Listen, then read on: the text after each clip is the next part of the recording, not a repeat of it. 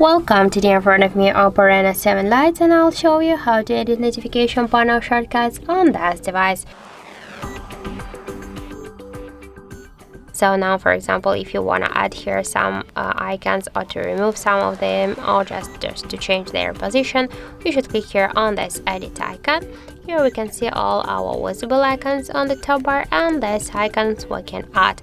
So for example, to add the power saving icon, hold it and drag it here to the up section. By the same way, we can add here, for example, the calculator.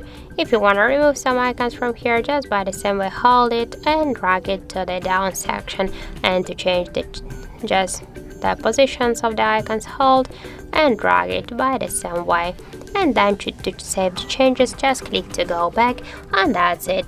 So thank you for watching, and if you find this video helpful, don't forget to leave a like, comment, and to subscribe our channel.